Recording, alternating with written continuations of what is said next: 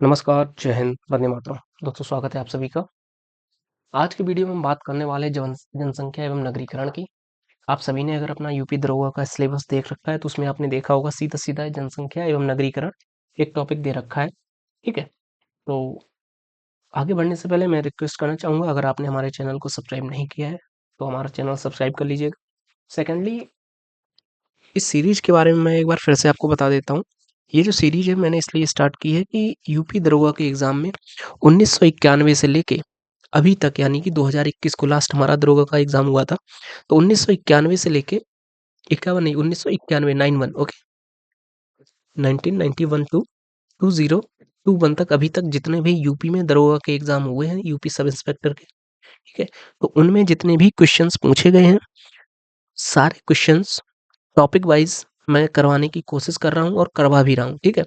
तो मैं चाहता हूँ कि आप ये वीडियो अपने दोस्तों के साथ में, अपने भाई-बहनों के साथ में, जो भी चाहे वो यूपी दरोगा की तैयारी कर रहा हो, यूपी पुलिस कांस्टेबल की तैयारी कर रहा हो या कोई ऐसा भाई जिसकी एज ज़्यादा हो चुकी हो और वो अभी फ़िलहाल यूपी होमगार्ड की तैयारी कर रहा हो। इसके अलावा यूपी में होने वाले चाहे यूपी ट्रिपल एससी के कोई भी एग्ज़ाम हो, उनकी भी तैयारी अगर कर रहा है, तो ये वीडियो और ये सीरीज़ पूरी उन सभी के लिए बहुत ज़्यादा इम्पोर्टेंट रहने वाली है, ठीक है? तो आप उनको भी सजेशन दे सकते हैं, हमारे चैनल को सब्सक्राइब कर लें वो लोग भी और आप ये वीडियो उनके साथ में शेयर कर दीजिएगा, ठीक है? तो चलते हैं बिना देर गवाए हम आप आज का पहला क्वेश्चन करने वाले हैं। भारत की जनसंख्या के इतिहास में किस दशक में भारत में जनसंख्या वृद्धि की ऋणात्मक दर रिकॉर्ड की गई? ये बहुत ज़्यादा इम्पोर्टेंट क्वेश्चन है। पहला ही क्वेश्चन बहुत ज़्यादा इम्पोर्टेंट हालाँकि इसमें आप देख सकते हैं कि सिर्फ़ 1 साल का दे रखा है यानी कि ये यूपीएसआई 21/11/2021 को जो 3rd शिफ्ट में एग्ज़ाम हुआ था, उसमें ये क्वेश्चन पूछा गया था। पर ये जो क्वेश्चन है ये यूपी के कह सकते हैं जहाँ-जहाँ पे भी ये जो जनसंख्या वाला टॉपिक दे रखा है, चाहे वो कोई भी एग्ज़ाम हो, उसमें ये क्वेश्चन समझ लीजिएगा इस क्वेश्चन की जो आने की परसेंटेज है, वो आप मान लीजिएगा लगभग 75 से लगभग 80% तक हो जाती है, समझे आप? तो ये इसको आप ध्यान रखिएगा क्योंकि ये अभी तक के इतिहास में यानी जब से जनसंख्या काउंट हुई है, ठीक है? लॉर्ड मेयो ने सबसे पहली बार जनसंख्या करवाई थी मतलब जो जनसंख्या का की जो गणना है, जनगणना, ठीक है? तब से लेके अब तक सिर्फ़ एक बार ऐसा हुआ है कि जो ऋणात्मक दर दायर की गई है, वो सिर्फ़ 1 दशक में की गई है और वो दशक था 1911 से लेके 1921 तक, ठीक है?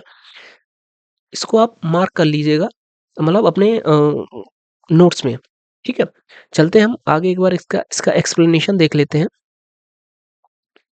भारत की जनसंख्या के इतिहास में 1911 से लेके 1921 तक के जो दशक में भारत की जनसंख्या वृद्धि की ऋणात्मक दर रिकॉर्ड की गई है। 1901 से 1921 की अवधि को भारत की जनसंख्या के विकास में स्थिर चरण की अवधि के रूप में जाना जाता है तथा 1921 से 1951 के दशकों को स्थिर जनसंख्या वृद्धि के अवधि के रूप में जाना जाता है और 1951 से 1981 के दशकों को भारत में जनसंख्या विस्फोट यानी कि यहाँ 1951 के बाद में तो फिर आज़ादी के बाद में तो हम इतनी खुशी मनाने लगे थे, हमारे जो पुरखे थे, कि फिर जनसंख्या विस्फोट ही कर दिया उन्होंने मतलब छोड़ो, आई होप आपको समझ में आ गया होगा, ठीक है?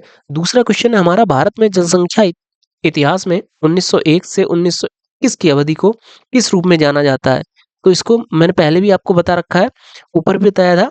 ये 1901 से जो 1921 की अवधि है, इसको बेसिकली ऋणात्मक दर बोला जाता है। तो ऋणात्मक ऋणात्मक में ह्रासमान होएगा नहीं, ठीक है? विस्तारवादी तो ये तो वही हो जाएगा, क्या बोला जाता है जनसंख्या विस्फोट तो ये भी नहीं होगा। स्थिर चरण तो ये था नहीं क्योंकि स्थिर चरण आप यहाँ पे देख सकते हो जो 1920 से 51 की जो थी, ठीक है? मतलब ये 21 के बाद में जो आएगी 21 से 51 तक ये हो जाएगा आपका स्थिर चरण और ये जो गतिहीन है यानी कि ये ऋणात्मक में पहुँच जाएगी मतलब बिल्कुल आगे बढ़ ही नहीं रही इवन पीछे ही की ओर भागी जा रही है। तो ये हो जाएगा आपका गतिहीन चरण, ठीक है? और ये क्वेश्चन भी आप देख सकते हैं कि 12 नवंबर 2021 को जो सेकंड शिफ्ट में यूपी दरोगा का एग्जाम हुआ था, उसमें ये क्वेश्चन सीधा-सीधा पूछा गया था, ठीक है? चलते हैं हमारे अगले क्वेश्चन की तरफ। अगला क्वेश्चन है हमारा, एक शहर में सही सीमाओं के लिए भूमि का मापन डॉट के द्वारा किया जाता है। नगर पालिका अधिकारियों के द्वारा, भूमि अधिग्रहण अधिकारियों के द्वारा, ऑप्शन थर्ड शहर सर्वेक्षण अधिकारियों के द्वारा या फिर शहर कानून प्रवर्तन अधिकारियों के द्वारा। तो देखिए अगर शहर के अंदर की बात करी जाए तो जो सिटी सर्वे ऑफिसर होता है वो बेसिकली शहर के अंदर जो सीमाएं वगैरह रहती हैं उनका मापन वगैरह करता है, ठीक है। और अगला क्वेश्चन, 2001 से 2011 तक के दशक के दौरान जनसंख्या की जो औसत वृद्धि थी वो कितनी थी? तो 1 से 11 तक हो जाएगा हमारा 17.64%, ठीक है। अगला क्वेश्चन, भारत में की जनसंख्या इतिहास में इस अवधि को स्थिर अवस्था कहा जाता है। तो मैंने आपको बताया था 1921 से 1951 की जो अवधि है, ऑप्शन सी 1900 स्थिर अवधि बोल रहा ना, 1921 से होना चाहिए वैसे, 21 से 51 को स्थिर अवधि बोला जाता था, ठीक है। चलो ध्यान रखेंगे आप इस बात को। आगे नहीं, 1921 से स्थिर जनसंख्या वृद्धि, ये स्थिर जनसंख्या वृद्धि हो जाएगी, ठीक है। और ये हो जाएगा 1 से 21 तक ये जनसंख्या की सामान्य वृद्धि, जो कह सकते हैं स्थिर वृद्धि, ठीक है, या स्थिर चर। अगला क्वेश्चन, क्वेश्चन नंबर 6, भारत के जनसंख्या के इतिहास में किन दशकों को जनसंख्या विस्फोट की अवधि कहा जाता है? तो जनसंख्या विस्फोट हमारा 51 के बाद में जो भी होएगा, मैंने बताया था आजादी के बाद में तो हमने फिर एकदम माहौल ही टाइट कर दिया था पूरा, मतलब खुशी की वजह से, है ना। आई होप क्लियर हुआ होगा आपको। चलते हमारे अगले क्वेश्चन की तरफ। अगला क्वेश्चन हमारा, मानव जनसंख्या वितरण और घनत्व के प्रतिरूपण या पैटर्न को के अध्ययन को क्या कहा जाता है? मानी मानव जनसंख्या के जो वितरण का जो अध्ययन है, इसको बेसिकली कहा जाता है आपका डेमोग्राफी। आपने सुना होगा कि डेमोग्राफी चेंज हो रही है हमारी, बंगाल की डेमोग्राफी चेंज हो चुकी है, रिलीजन डेमोग्राफी है, बंगाल की चेंज हो चुकी है, नागालैंड की चेंज हो चुकी है, मिजोरम की चेंज हो चुकी है, या बात करें जम्मू कश्मीर की जो रिलीजन डेमोग्राफी, रिलीजन यानी कि जो धार्मिक, और डेमोग्राफी का मतलब है जो जनसंख्या का जो घनत्व है एक तरीके से। जैसे कि बंगाल में अगर बात करें तो हिंदू मुस्लिम की जो पॉपुलेशन है उसकी पहले का जो परसेंटेज था वो कुछ और था, वर्तमान में अगर बात करें तो वो कुछ और है। तो इस तरीके से इसको बेसिकली डेमोग्राफी बोला जाता है, ठीक है। चलते हैं हमारे अगले क्वेश्चन की तरफ। निम्नलिखित में से कौन कौन सी एक प्रणाली जन्म नियंत्रण विधि है, यानी कि जो कि पॉपुलेशन को एक तरीके से कह सकते हैं कि आप कंट्रोल करने की एक प्रणाली है? तो ये आपका हो जाएगा ऑप्शन सी, नसबंदी। सिंपल सी बात है, यहाँ पे सब सिस्टम ही क्लोज कर दिया जाता है तो उसके बाद में, ठीक है। आगे चलते हैं, अगला क्वेश्चन, क्वेश्चन नंबर 9, 2011 की जनगणना के अनुसार भारत में किस केंद्र शासित प्रदेश में लिंगानुपात महिला प्रति हजार पुरुष सबसे अधिक है? यानी कि सामान्यतः जो जनसंख्या का जो लिंगानुपात नापा जाता है वो इस तरीके से नापा जाता है कि 1000 पुरुषों पे कितनी महिलाएं रहती हैं, ठीक है, इस तरीके से। तो ये पूछ रहा है कि किस स्टेट में जो जनसंख्या में जो महिला का जो वो लिंगानुपात है वो सबसे अधिक है, किस स्टेट में नहीं, ये यहाँ पे पूछ रहा है किस केंद्र शासित प्रदेश में, ठीक है। यानी कि आप सभी को पता है चंडीगढ़ भी एक यूनियन टेरिटरी है, अंडमान निकोबार यूनियन टेरिटरी है, लक्षद्वीप एक यूनियन टेरिटरी है, और पांडुचेरी भी एक यूनियन टेरिटरी है। तो 2011 की जनसंख्या गणना के अनुसार जो पुदुचेरी है बेसिकली वहाँ की जो कह सकते हैं जो लिंगानुपात है वो काफी अधिक है, ठीक है, बजाय इन तीनों के। एक बार एक्सप्लेनेशन देख लेते हैं। 2011 की जनगणना के अनुसार भारत के राज्यों में केरल में सबसे ज्यादा है लिटरेसी रेट, आप सभी को पता ही होगा। 1000 पुरुषों के पीछे वहां पे 84 महिलाएं हैं, यानी कि सामान्यतः क्या होता है, जैसे अगर हरियाणा की बात करें तो यहाँ पे जो लिटरेसी रेट है 1000 पुरुषों पे लगभग 800 कुछ पुरुष हैं। ये देख सकते हैं आप, 879 पुरुष हैं, ठीक है, 879, यानी कि यहाँ पे अगर इसको सीधा 180 भी मान लिया जाए तो कुल मिला के सीधा सीधा ये आ सकता है कि लगभग 200, 880 है ना, हाँ 880, लगभग 120, हरियाणा में 120 पुरुष जो हैं वो कुंवारे रह जाएंगे। लेकिन अगर वहीं केरल की बात करी जाए तो यहाँ पे 84 महिलाएं जो है वो अविवाहित रह जाएंगी, यानी कि यहाँ पे केरल में जो पुरुष और महिला का जो अनुपात है उसमें महिलाओं का जो कह सकते हैं कि प्रतिशत है वो अधिक है, और महिलाओं का ऑन एन एवरेज अगर माने तो लगभग 1000 पुरुषों पे 84 महिलाएं अधिक हैं, ठीक है। वहीं अगर सबसे कम लिंगानुपात वाला राज्य देखें तो हरियाणा है, हरियाणा में 1000 पुरुषों पे लगभग 880 महिलाएं हैं, ठीक है। और अगर केंद्र शासित प्रदेश की बात करें तो उसमें पुदुचेरी नंबर 1 पे, जहाँ पे लगभग 1037 महिलाएं हैं। और अगर सबसे सर्वाधिक लिंगानुपात वाला राज्य, हाँ ये पुदुचेरी हो जाएगा। और वहीं अगर सबसे कम लिंगानुपात की बात करें जो कि यूनियन टेरिटरी में, वो दमन और दीव हो जाएगा। यहाँ पे मात्र 1000 पुरुषों पे 618 महिलाएं ही हैं, यानी लगभग 380 जो पुरुष हैं यहाँ पे वो अविवाहित रह जाएंगे। ठीक है, होप आपको क्लियर हुआ। और ये बेसिकली 2011 की जनगणना के आंकड़े हैं। 2022 में जनगणना होने को थी, 2022 2021 में, प्रति 10 वर्ष में होती है, तो 11 के बाद में 21 में होने की थी। लेकिन 2021 में हमारे यहाँ पे कोरोना आ गया, तो ये जनगणना हो नहीं पाई थी। ठीक है, तो इस वजह से इसके एक्यूरेट आंकड़े अभी तक नहीं आ पाए हैं। बाकी चलते हैं हमारे अगले क्वेश्चन की तरफ। देखिए, आपके एग्जाम में जो क्वेश्चन पूछा जाएगा वो 2011 की ही जनगणना से पूछा जाएगा। हो सकता है 2021 की जनगणना की आपसे थीम पूछ ली जाए, या उसमें नंबर ऑफ क्वेश्चंस कितने थे, कि मतलब कि जैसे पिछली जनगणना में 25 क्वेश्चन पूछे गए थे, 2021 की जनगणना में 31 यानी 30 क्वेश्चन पूछने का एक तरीके से कह सकते हैं कि क्या बोलते हैं उसको, सुझाव दिया गया था। ठीक है, इस तरीके से क्वेश्चन आ सकते हैं आपके। बकाया अगर ऑन रिकॉर्ड की बात करी जाएगी, तो वो आपके 2011 के ही रिकॉर्ड आपके पूछे जाएंगे। ठीक है, तो 2011 की जनगणना के अनुसार भारत में जनसंख्या घनत्व कितना है। एक बार इसके ऑप्शन देख लेते हैं, उसके बाद बताते हैं कि इसका 2011 में जो जनगणना घनत्व था वो कितना था। जनगणना घनत्व बेसिकली इसको बोला जाता है कि प्रति 1 किलोमीटर में, मतलब कि सपोज मान लीजिएगा कि ये 1 किलोमीटर की लंबाई है, और ये हो जाता प्रति 1 वर्ग किलोमीटर में, तो इतना ही 1 किलोमीटर इधर, तो ये 1 किलोमीटर की भुजा वाला एक वर्ग बन गया। अब वो पूछा, ये इस तरीके से इसको पूछा जाता है कि इस 1 किलोमीटर वर्ग में मतलब जो कितने लोग निवास करते हैं, या जो पॉपुलेशन रहती है वो कितने, मतलब जो नंबर ऑफ पीपल हैं कितने रहते हैं। तो उस 1 वर्ग किलोमीटर में जो 2011 की जनगणना के अनुसार लगभग 382 जो व्यक्ति थे वो रहते थे, पुरुष और महिला मिला के 382।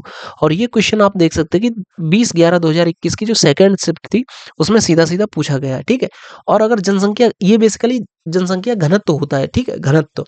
और अगर बात करी जाए कि भारत में सबसे अधिक घनत्व वाला या जनसंख्या घनत्व वाले राज्य की अगर बात करी जाए, तो सबसे ज्यादा जनसंख्या घनत्व हो जाएगा आपका बिहार का। बिहार का, और उसके बाद में पश्चिम बंगाल, वेस्ट बंगाल। ठीक है, ध्यान रखेंगे इस बात को, क्योंकि सबसे ज्यादा जो जनसंख्या घनत्व यानी कि सबसे ज्यादा जो पॉपुलेशन है, कम जगह में ज्यादा पॉपुलेशन कहाँ पे रहती है, वो बिहार में। और उसके बाद में सबसे कम जगह पे ज्यादा पॉपुलेशन वो आपकी पश्चिम बंगाल में हो जाएगी। ठीक है, वहीं अगर बात करी जाएगी किस स्टेट का जनसंख्या घनत्व सबसे अधिक है, तो वो आपका हो जाएगा अरुणाचल प्रदेश में। ठीक है, अरुणाचल प्रदेश जो कि भारत का पूर्वोत्तर का सबसे पूर्वी जो कह सकते हैं कि राज्य है वहां का। ठीक है, नीचे आप देख सकते हैं 2011 की जनगणना के अनुसार भारत में जनसंख्या घनत्व 382 व्यक्ति प्रति किलोमीटर है। ठीक है, प्रति वर्ग किलोमीटर है। 2011 की जनगणना के अनुसार जनसंख्या घनत्व वाले 5 राज्य, जिसमें बिहार सबसे टॉप पे है, फिर पश्चिम बंगाल, देन केरल, फिर उत्तर प्रदेश और हरियाणा फिर 5वें नंबर पे आता है। ठीक है, और सबसे लास्ट में अगर बात करी जाए तो वो आपका हो जाएगा अरुणाचल प्रदेश। ठीक, अगला क्वेश्चन, 2011 की जनगणना के अनुसार भारत में के किस केंद्र शासित प्रदेश का जनसंख्या घनत्व सबसे अधिक है। तो आप सभी को पता ही होगा, दिल्ली सबसे ज्यादा पॉपुलेशन रखने वाला जो है स्टेट है। ठीक है, और चूंकि दिल्ली एक यूनियन टेरिटरी है, इस वजह से सबसे ज्यादा जो जनसंख्या घनत्व हो जाएगा वो आपका दिल्ली का हो जाएगा, बजाय अन्य यूनियन टेरिटरी की अपेक्षा।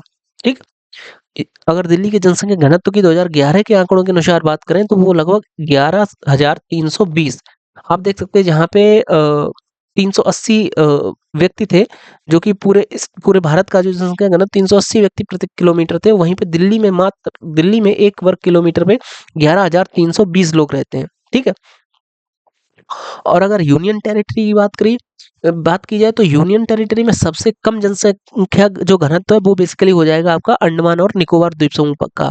यहाँ पे 1 किलोमीटर में मात्र 46 लोग रहते हैं, मात्र 46 लोग। समझ रहे हैं आप? ठीक है, और राज्य में मैंने आपको बताया था, राज्य में सबसे कम जनसंख्या घनत्व हो जाएगा आपका अरुणाचल प्रदेश का। ठीक, अगला क्वेश्चन, राष्ट्रीय परिवार स्वास्थ्य सर्वेक्षण NFHS, national family health survey 4 के अनुसार भारत की कुल प्रजनन दर क्या है। तो भारत की बेसिकली NFHS 4 के अनुसार कुल प्रजनन दर 2.2 है। ठीक है, बाकी ये जो रिकॉर्ड है ये बहुत पहले आया था। वर्तमान में आप देख के जाइएगा कि जिस समय आप एग्जाम दे रहे हैं उस समय ये NHFS 5 आ चुका था इस समय तक। ठीक है, तो आपको NHSF 5 के अनुसार आपको उत्तर देना है। तो ये इसके अनुसार भारत की जो जनसंख्या वृद्धि दर है वो 2.0 से भी कम हो गई है। ठीक है, कुल प्रजनन दर। चलते हैं हमारे अगले क्वेश्चन की तरफ। और ये जो पारिवारिक स्वास्थ्य सर्वेक्षण है, भारत में जो जनसंख्या का एक तरीके से कह सकते हैं सर्वेक्षण करता है, वो बेसिकली यही करता है, NFHS, ठीक है। और पहला वाला 1992-93 में आयोजित हुआ था, दूसरा वाला लगभग 98-99 में, तीसरा वाला 2005-6 में, और चौथा वाला जो ये हुआ था, चौथे की तो पूछी गई थी, हाँ, और पांचवा वाला ये हुआ था 2021 में रिसेंटली, ठीक।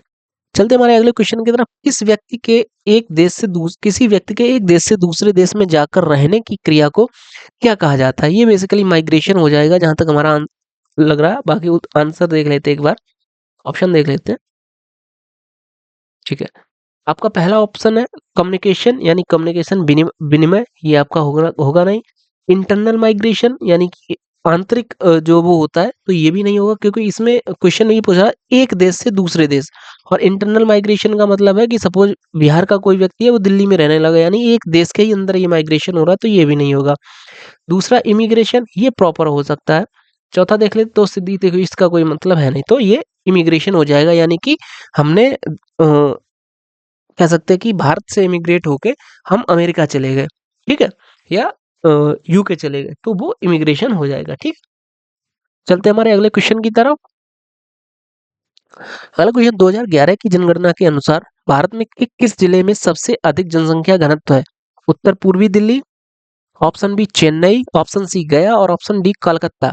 आप सभी को पता है कि दिल्ली चूंकि सबसे ज्यादा पॉपुलेटेड वो है स्टेट, तो दिल्ली आपको जहां भी दिखे आप दिल्ली आप आंसर मार दीजिएगा, ठीक है। सबसे ज्यादा अगर जनसंख्या घनत्व वाले बात करी जाए, तो सबसे नंबर टॉप पे आपका केंद्रीय दिल्ली है, दूसरे नंबर पे पूर्वी दिल्ली। आप सभी को पता है दिल्ली 5-6 पार्ट्स में डिवाइड हो रखी है, वेस्टर्न दिल्ली, साउथ दिल्ली, इस तरीके से आपने सुना होगा, साउथ दिल्ली की लड़कियां, या ठीक है, इस तरीके से नॉर्थ दिल्ली, इस तरीके से।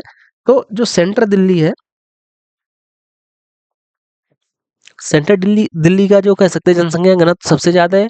फिर पूर्वी दिल्ली का जनसंख्या घनत्व आ जाएगा, उसके बाद में चेन्नई, और फोर्थ नंबर पे आपका कलकत्ता है। केंद्रीय दिल्ली में लगभग 1 वर्ग किलोमीटर पे 27,730 लोग रहते हैं। पूर्वी दिल्ली में यानी कि ईस्टर्न दिल्ली में लगभग 27,132 लोग रहते हैं। चेन्नई में 1 वर्ग किलोमीटर में 26,553 लोग रहते हैं। और वहीं अगर कोलकाता में बात करी जाए 1 वर्ग किलोमीटर में, तो 24,306 लोग रहते हैं। अगला क्वेश्चन, भारत का पहला नगर निगम कब स्थापित किया गया था? तो ये हालांकि मैंने आपको हिस्ट्री वाले पोर्शन में भी आपको मैंने बताया था, जब मैंने आपको हिस्ट्री का वीडियो करवाया था, उसमें भी मैंने ये शायद ऑप्शन आपको क्वेश्चन आया हुआ था, ये मैंने करवाया था। तो भारत में जो पहला नगर निगम था वो कौन सा था? आप कमेंट करके बताइए, हालांकि मैं बता देता हूँ, ये था आपका था मद्रास, ठीक है। और मद्रास को वर्तमान में किस नाम से जाना जाता है वो आप कमेंट करके बताएंगे, ओके। और ये हमारा एस्टेब्लिश हुआ था 1688 में, ठीक है। एक बार देख लेते हैं इसका एक्सप्लेनेशन, ठीक है। ये देखिए आप, आधुनिक भारत के ब्रिटिश काल के दौरान स्थानीय नगर प्रशासन की संस्थाएं अस्तित्व में आई थी, और इस संदर्भ में 29 सितंबर 1688 को भारत का पहला नगर निगम मद्रास स्थापित हुआ था। और मद्रास को वर्तमान में किस नाम से जाना जाता है वो आप कमेंट करके हमको बताएंगे अवश्य, ठीक है। माल्थस का जनसंख्या सिद्धांत किस अवधारणा पर आधारित है? ज्यामितीय जनगणना वृद्धि और अंकगणितीय खाद्य आपूर्ति वृद्धि। सेकंड नंबर, भारतीय मुद्रा स्फीति व निम्न बेरोजगारी दर, उच्च जन्म दर और निम्न मृत्यु दर, और निम्न निर्भरता अनुपात और उच्च जनसांख्यिकी लाभांश। तो इसका ऑप्शन हो जाएगा आपका ऑप्शन ए। माल्थस का जो जनसंख्या सिद्धांत है वो ज्यामितीय जनगणना वृद्धि पर आधारित है। और माल्थस का, हाँ, मैंने वो वीडियो भी पढ़ाया नहीं, हालांकि ये जब सीरीज कंप्लीट हो जाएगी उसके बाद में मैं ये करवाने वाला हूँ, मैं खुद पढ़ रहा था। इनके जो 3 व्यक्तियों ने जनरली हमने पढ़ा है जनसंख्या वृद्धि का जो सिद्धांत है, उसमें एक व्यक्ति का काफी यूनिक है। आप, हालांकि मैं यहाँ पे नहीं बता सकता हूँ उसको, पर आप अगर आप गूगल पे जाइएगा और गूगल पे जाके देखिएगा जाके कि जनसंख्या वृद्धि के जो सिद्धांत है वो 3 अन्य ने एक प्रोफेसर थॉमस रॉबर्ट ने दिया है, ठीक है, और एक माल्थस ने दिया है, और एक और किसी व्यक्ति ने दिया, वो तीनों आप पढ़िएगा जाके, ओके। चलते हैं हमारे अगले क्वेश्चन की तरफ। 2011 की जनगणना के अनुसार कौन से केंद्र शासित प्रदेश का जनसंख्या घनत्व भारत में सबसे कम है? तो आप सभी को पता है, मैंने आपको पहले भी करवा रखा है। अगर जनसंख्या घनत्व की बात करी जाए, हालांकि इन ऑप्शंस के अनुसार तो अंडमान निकोबार हो जाएगा, चूंकि ये केंद्र शासित प्रदेश ही है इस वजह से। बाकी अगर इसमें स्टेट वाला पूछा जाएगा तो आपका अरुणाचल प्रदेश हो जाएगा। ये देखिए आप यहाँ पे दे भी रखा है, अरुणाचल प्रदेश का जो जनसंख्या घनत्व मात्र 17 व्यक्ति प्रति किलोमीटर है, और अंडमान निकोबार में लगभग 46 व्यक्ति प्रति वर्ग किलोमीटर हो जाएगा। ठीक है, अगला क्वेश्चन, भारत में लिंग अनुपात को प्रति डॉट डॉट डॉट पुरुषों पर महिलाओं की जनसंख्या संख्या के रूप, मैंने आपको बताया था 1000 पुरुषों पे महिलाओं की अनुपात वो माना जाता है। ठीक है, अगर भारत की बात करी जाए, भारत में जो लिंग अनुपात है वो बेसिकली 1000 पुरुषों पे 943 है। वहीं अगर सिर्फ उत्तर प्रदेश की बात करी जाए तो उत्तर प्रदेश में 912 हो जाएगा, और ये है आपका रिकॉर्ड है 2011 की जनगणना के अनुसार है। ठीक है, क्वेश्चन नंबर 19, 1 लाख की जनसंख्या ज्यादा की जनसंख्या लेकिन कई सैकड़ा हजार 10,000 लाख 10 लाख की कम से कम जनसंख्या के शहर का प्रशासन करने वाली स्थानीय निकाय कौन सी होती है? देखिए, अगर किसी चाहे वो गांव हो या आप कह सकते हैं कि कोई भी ऐसा स्थान जहाँ पे अगर जो रहने वाली जनसंख्या है वो 1 लाख से ज्यादा है और लेकिन 10 लाख से कम है, तो उस स्थान को कंट्रोल कौन करता है? ग्राम पंचायत, नगर पालिका, महानगर पालिका या फिर नगर पंचायत। 1 मिनट, इसको रिमूव कर देते लाइन्स को। ठीक है, हाँ, अब आप बताइएगा इस उस स्थान को जहाँ पे इतनी से इतने के बीच में पॉपुलेशन रहती है, उस स्थान को कंट्रोल कौन करता है? तो ये बेसिकली आपकी हो जाएंगी नगर पालिका। ठीक है, देखिए महानगर पालिका तो बहुत बड़े जो मेट्रोपॉलिटन एरिया जो सिटीज हो जाती है वहां पे हो जाएंगी। ठीक है, और नगर पंचायत बेसिकली ग्राम पंचायत से जो छोटे थोड़े से बड़े होते हैं, ग्राम पंचायत 5000 तक रहता है।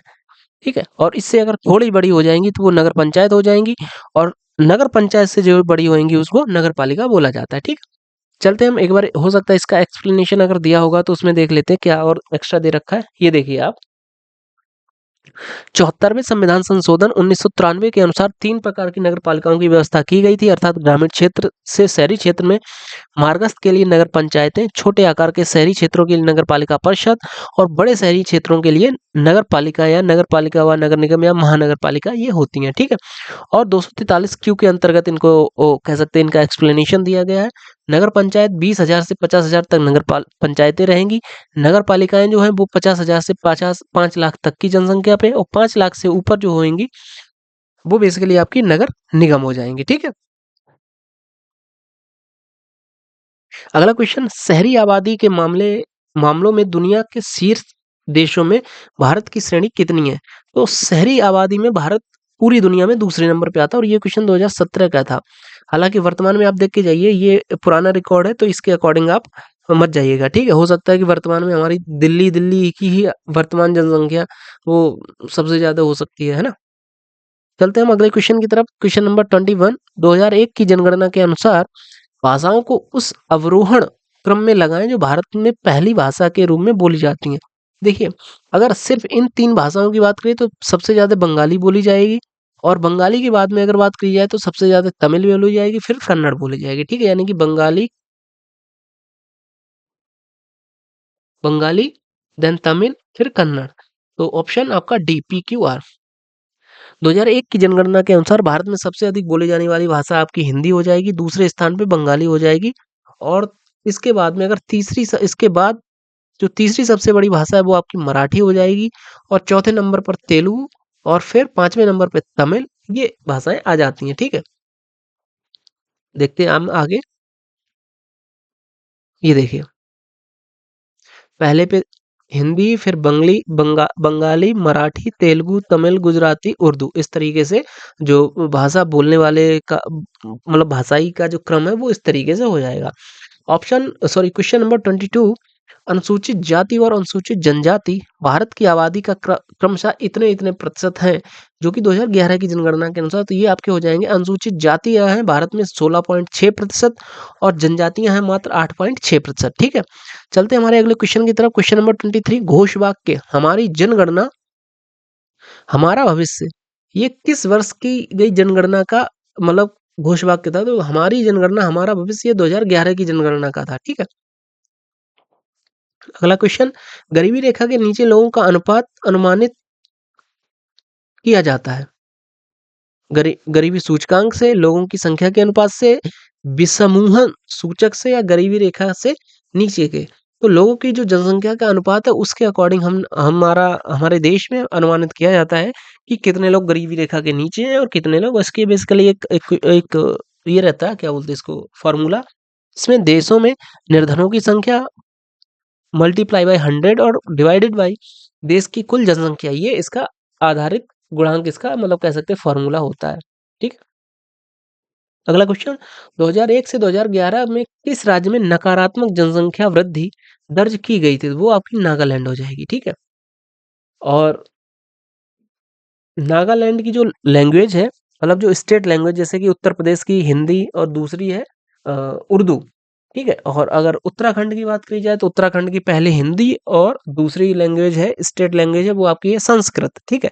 तो इसी तरीके से नागालैंड की जो स्टेट लैंग्वेज है वो आप कमेंट करके बताइएगा कौन सी है। ठीक है। देखिए यार, कमेंट करके यार बताया करो आंसर, अगर आपको पता है तो। नहीं पता है फिर तो यार आपकी तैयारी करने का कोई फायदा ही नहीं है ना। 10 की जनसंख्या वृद्धि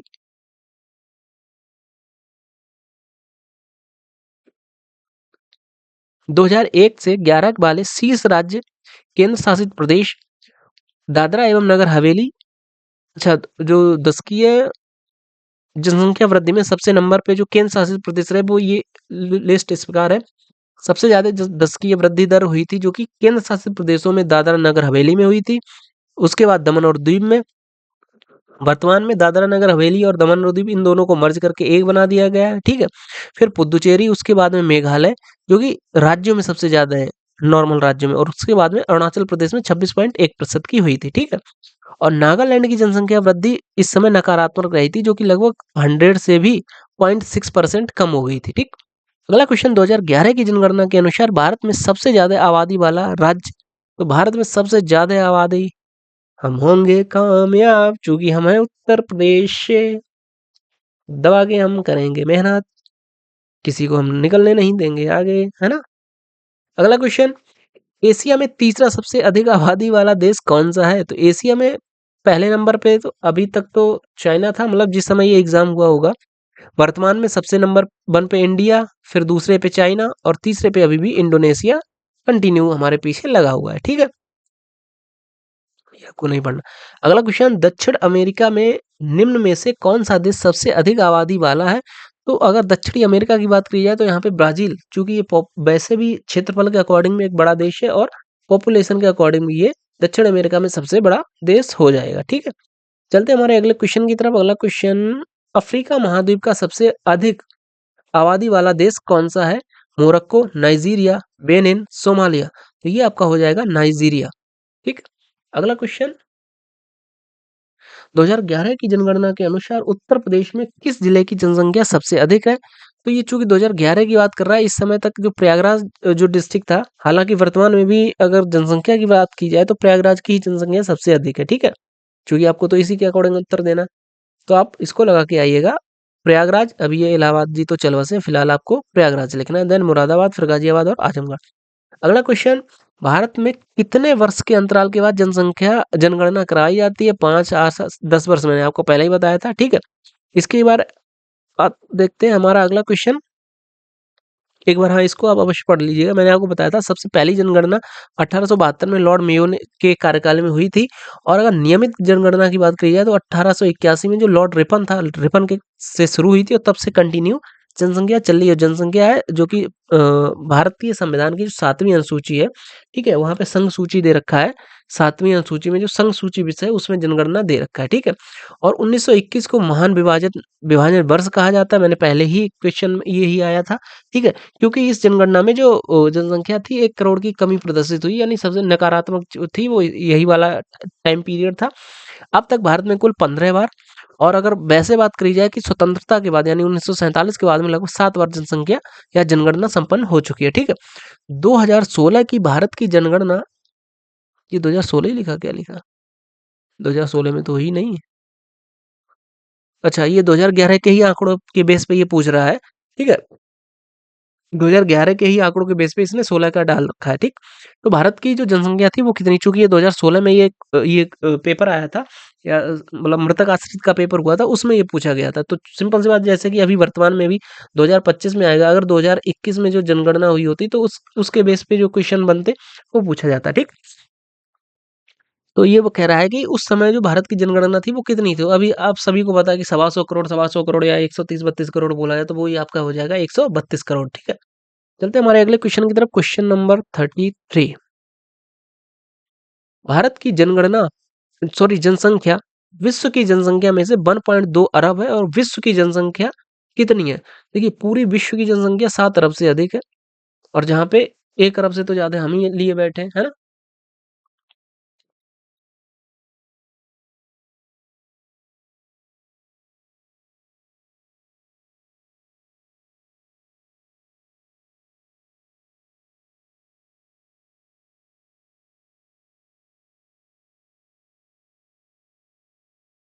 चलते हमारे अगले क्वेश्चन की तरफ।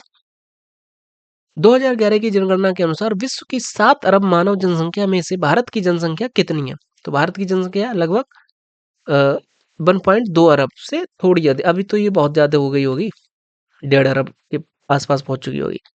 क्वेश्चन नंबर 35, वे वर्ष 2011 की जनगणना के अनुसार पुरुष स्त्री जनसंख्या के बारे में कौन-सा युग्म सही है? मतलब कि भारत के अंदर की अगर ये बात कर रहा है, तो भारत में लगभग 1000 पुरुषों पे इतनी स्त्रियाँ थीं, ठीक है? और अगर बच्चों की बात करी जाए, एग्ज़ैक्ट डेटा तो 943 था और बच्चों की अगर बात करी जाए तो लगभग मतलब बच्चों में जो बालक और बालिकाओं का जो अनुपात था, वो बेसिकली 919 था। मतलब 1000 बालकों पे 919 बालिकाएँ थीं, ठीक है? आगे चलते 2011 की जनगणना के अनुसार सबसे अधिक निरक्षरता वाला राज्य कौन-सा है? यानी कि सबसे कम जो साक्षर राज्य है, यानी कि कह सकते हैं आप सीधी भाषा में जो सबसे अधिक अनपढ़ राज्य है, वो कौन-सा हो जाएगा? 2011 की जनगणना के अनुसार वो आपका बिहार हो जाएगा, ठीक है? अगर साक्षरता दर की बात करी जाए, बिहार में 60 मतलब 61.8%, अरुणाचल प्रदेश में उसके बाद 65.4%, राजस्थान में 66% और लगभग झारखंड में भी 66.4%, उसके बाद में आंध्र प्रदेश और तेलंगाना लगभग 67% साक्षर हैं, ठीक है? अगला क्वेश्चन, भारत की कुल जनसंख्या 2011 में कितनी थी? तो भारत की कुल जनसंख्या लगभग 132 करोड़ थी, तो एक आप 127 मान लीजिएगा, ठीक है? चलते हैं हमारे अगले क्वेश्चन की तरफ, क्वेश्चन नंबर 38। यूएन रिपोर्ट 2011 के अनुसार कौन सा देश 5 साल में कम उम्र वाले शिशुओं की मृत्यु दर में सबसे अधिक ऊपर है? यानी कि मृत्यु दर की अगर बात कर रहा है कि 1000 मतलब जो 1000 मान लीजिए बच्चे पैदा हुए, उनमें सबसे ज्यादा बच्चे किस राज्य में मर गए, ठीक है? वो आपके हो जाएंगे भारत में, जो सबसे 5 साल में सबसे कम उम्र वाले शिशुओं की मृत्यु दर में सबसे 2011 के अनुसार भारत टॉप पे था, ठीक है? और ये 2014 के यूपीएसआई का जो मेंस हुआ था उसमें ये पूछा गया था, ठीक? अगला क्वेश्चन, वे 2 देश जहाँ सार्वजनिक जीवन में महिलाओं की भागीदारी सबसे अधिक है, वे कौन से हैं? तो वो आपके ये क्वेश्चन यार ये क्वेश्चन रिसेंटली किसी उसमें पूछा गया था। चाहे यूपीएसआई में पूछा गया हो, चाहे यूपी पैड में पूछा गया हो या फिर रिसेंटली मैंने कौन-सा एग्ज़ाम दिया था अभी? उम, बीपीओ का? नहीं, ये अभी रिसेंटली हुआ था जूनियर असिस्टेंट का, उसमें ये क्वेश्चन पूछा गया था। अभी मुझे माइंड में आया। कौन से देश है जहाँ पे महिला भागीदारी सबसे अधिक है? तो ये आपका हो जाएगा स्वीडन व फिनलैंड, ठीक है? चलते हैं हमारे अगले क्वेश्चन की तरफ, स्वीडन व फिनलैंड चूँकि ये स्कैंडिनेवियाई कंट्रीज़ हैं, ठीक है? और वहाँ पे मतलब सामान्य-सी बात है वो पढ़े-लिखे ज़्यादा आगे हैं, ठीक? अगला क्वेश्चन, पिछली जनसंख्या जनगणना कब हुई थी? तो 2011 में हुई थी। देखिए अगर ये आएगा तो आप 2011 ही लगाएँगे, लेकिन 2011 चूँकि ये 2011 में पूछा गया था कि पिछली जनगणना कब हुई, तो आपकी 2001 में हुई थी, ठीक है? अगला क्वेश्चन अगला क्वेश्चन कह रहा है कि 15 अगस्त 1999 को भारत वर्ष की आबादी अनुमानतः कितनी हो गई थी? यानी कि 1999 की है, ये तो आपको मतलब का है नहीं, ठीक है? चलते हैं हमारे अगले क्वेश्चन की तरफ।